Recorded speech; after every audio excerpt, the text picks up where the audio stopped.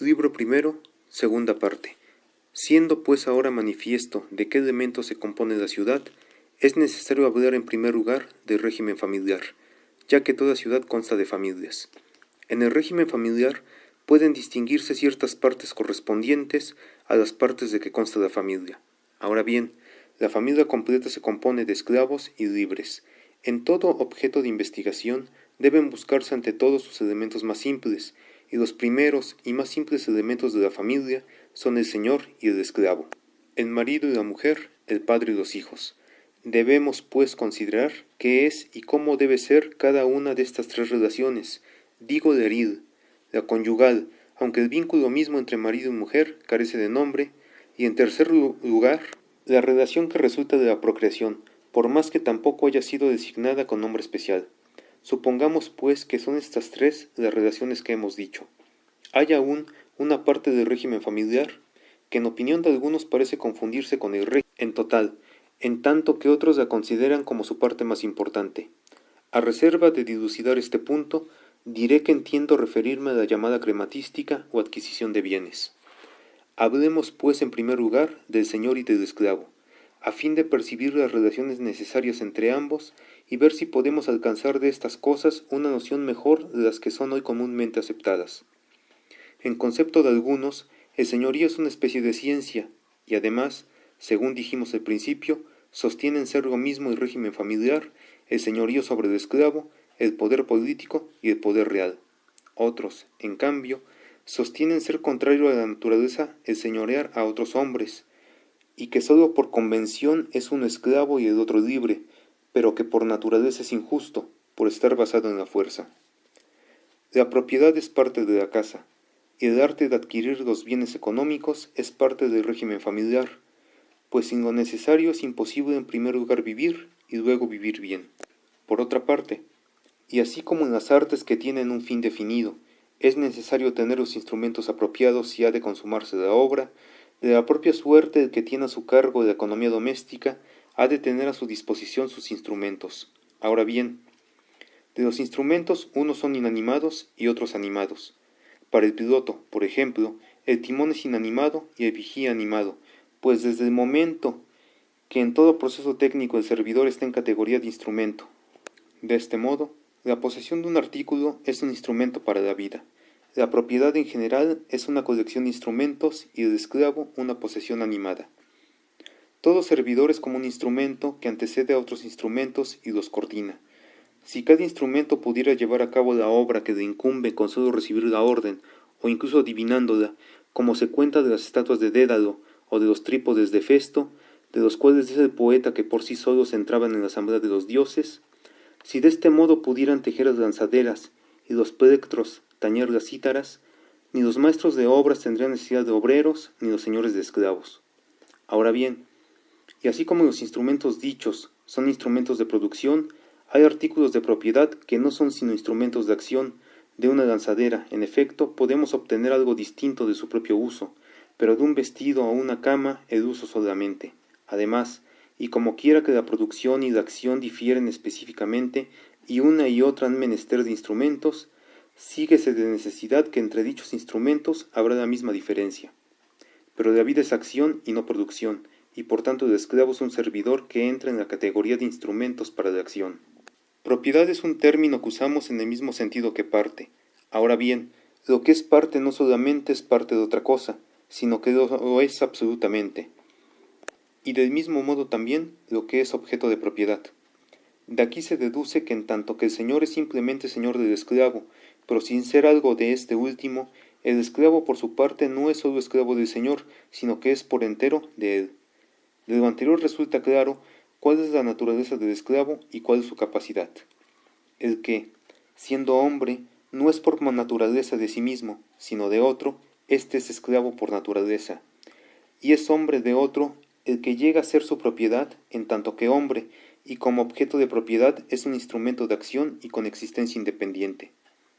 La cuestión que hemos de examinar ahora es si habrá quien por naturaleza sea o no de tal condición, y si para algunos puede ser mejor y justa la esclavitud, o si por el contrario toda esclavitud es contraria a la naturaleza. No es difícil dilucidar el punto, tanto en teoría como por experiencia que podemos recibir de los hechos. Mandar y ser mandado pertenece a las cosas no solo necesarias, sino provechosas, y aun en ciertos casos, y directamente desde su origen, unos seres se destinan a ser mandados y otros a mandar. Hay además muchas formas de rectores y súbditos, y la excedencia del mando está siempre en razón de la excedencia de los súbditos, como si son hombres o bestias, y esto porque es mejor la obra realizada con mejores elementos, y donde uno manda y otro es mandado, hay una obra común.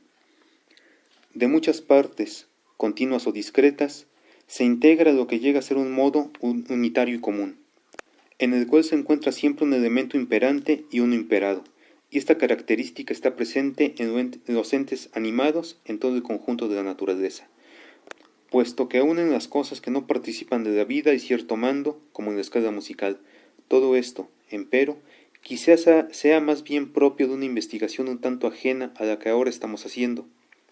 Mas como quiera que sea, el animal, en primer lugar, se compone de alma y cuerpo, y de estos dos elementos el primero es por naturaleza el imperante y el segundo el imperado. Y lo que es natural hay que verlo ante todo en los seres que guardan su estado natural y no en los que se encuentran en proceso de corrupción. En el estudio del hombre hay que ver pues al hombre mejor dispuesto tanto en su cuerpo como en su alma, y en el cual es visible la preeminencia indicada, mientras que en los malos o que se hallan en disposición viciosa, se diría que a menudo el cuerpo impera sobre el alma, a causa de hallarse en disposición perversa y contraria a la naturaleza. Decimos, pues, que es ante todo en el animal donde puede observarse tanto el dominio despótico del señor como el dominio político del estadista.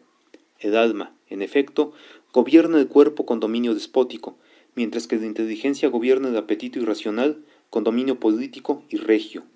En todo lo cual es manifiesto que es conforme a la naturaleza y provechoso para el cuerpo ser regido por el alma, y para la parte pasional serlo por la inteligencia y por la parte racional del alma.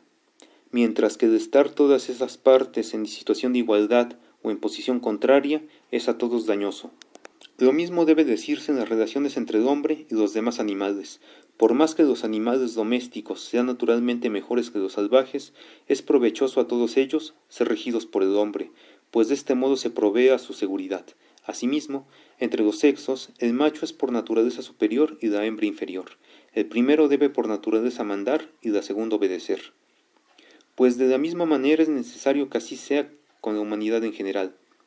Aquellos hombres que difieren tanto de los demás como el cuerpo del alma o la bestia del hombre, y según este modo están dispuestos aquellos cuya función es el uso del cuerpo, y esto es lo mejor que de ellos cabe esperar, son por naturaleza esclavos, y para ellos es mejor ser mandados con este género de mando, puesto que así es en los demás casos que hemos dicho.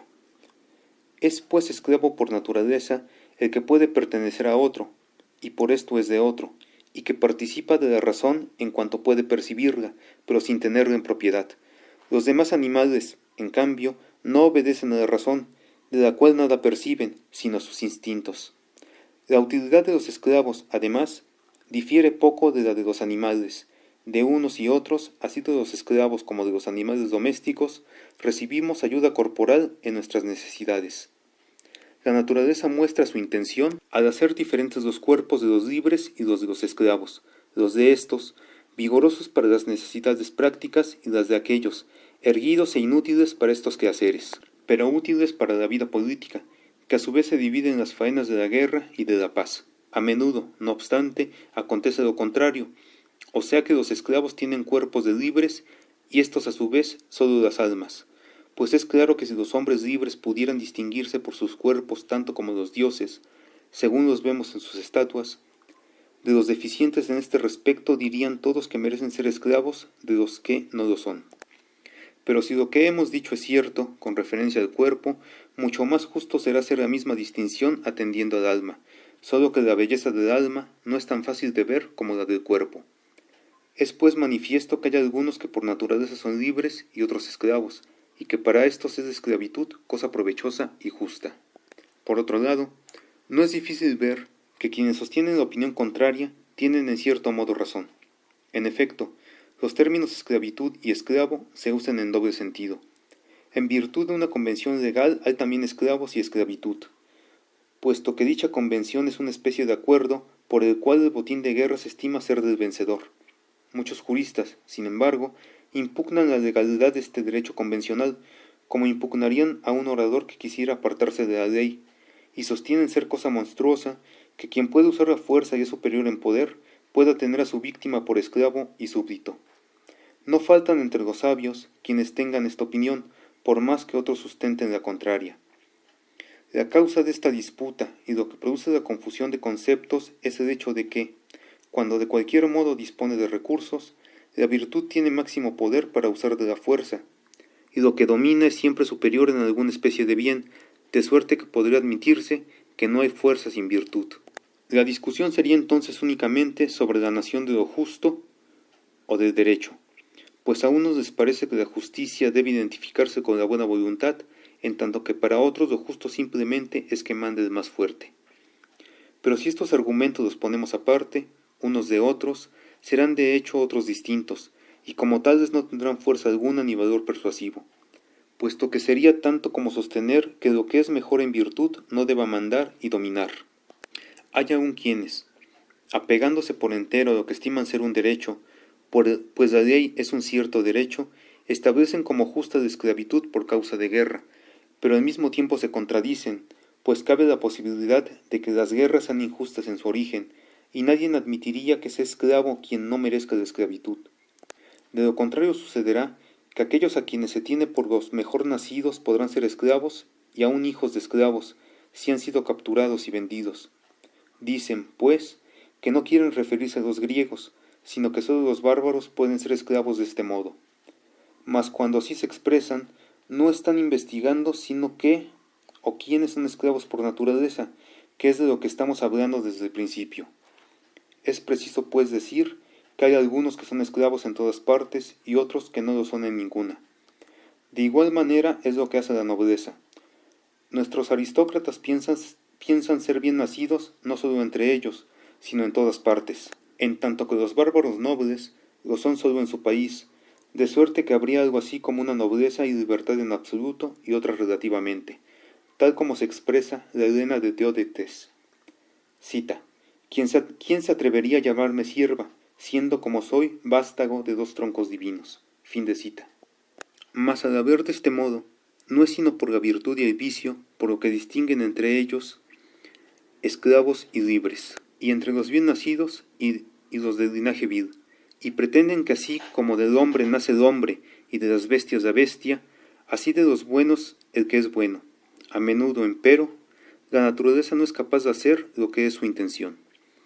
Es claro, pues, que hay cierta razón para esta distinción, y que en ciertos casos los que son esclavos o libres no lo son por naturaleza, como lo es también que en otros casos sí existe esta distinción, que es cuando a unos conviene servir y a otros señorear, y que para unos es justo y debido ser mandados y para otros mandar con la especie de mando con que nacieron para mandar, y conforme a ella deben ejercer el señorío, pues mandar malamente no puede sino ser nocivo para ambas partes. Lo mismo, en efecto, conviene a la parte y al todo, y así al cuerpo como al alma. Ahora bien, el esclavo es una parte del señor, como si dijéramos una parte del cuerpo, solo que separada de él. De aquí que haya un interés y una amistad común entre el esclavo y el señor, como la hay recíprocamente entre quienes por naturaleza han sido señalados para una u otra función, por más que lo contrario ocurra cuando dichas funciones no les son asignadas de modo natural, sino por la ley y la violencia. De lo anterior resulta manifiesto que no es lo mismo el señorío despótico que el político, como no son tampoco idénticas todas las formas de gobierno, según afirman algunos. El señorío político se ejerce sobre hombres libres por naturaleza, el despótico sobre los naturalmente esclavos, y el régimen familiar es una monarquía, pues toda casa está bajo un solo señor. Mientras que el señorío político es el gobierno de hombres libres e iguales, el señor absoluto no es llamado así por haber adquirido una ciencia especial, sino por ser tal nativamente y de manera semejante el esclavo y el libre. Puede darse, con todo, una ciencia del señor y otra del esclavo, y esta última sería como la que enseñaba cierto sujeto en Siracusa, donde había un tipo que, mediante una retribución, instruía a los esclavos en la práctica de sus servicios cotidianos. Podría incluso haber un aprendizaje más riguroso de estas cosas, como por ejemplo del arte culinario y otras formas semejantes de servicio. Diversas funciones, en efecto, corresponden a diferentes tipos de esclavos, y unas de ellas son de mayor rango, por más que otras puedan ser más necesarias, y como dice el proverbio, hay precedencia de esclavo a esclavo, no menos que de señor a señor. Las ciencias del esclavo son, pues, los diferentes menesteres domésticos. La ciencia del señor, en cambio, consiste en saber usar de los esclavos, pues no se es señor por adquirir esclavos, sino por saber usarlos. Es una ciencia, por lo demás, que no tiene nada de grande ni augusto. El señor debe simplemente saber mandar lo que el esclavo debe saber hacer. Por esta razón, aquellos que pueden eximirse de estos engorros encomiendan este encargo a un mayordomo, en tanto que ellos se dedican a la política o a la filosofía. En cuanto a la ciencia de adquirir esclavos, en los casos en que es justa dicha adquisición, difiere tanto de la ciencia de saber usarlos como de saber mandarlos, y pertenece a la ciencia de la guerra o de la caza. De esta manera, pues, queda definido y distinguido lo que se refiere al esclavo y al señor. Fin de la segunda parte del libro primero.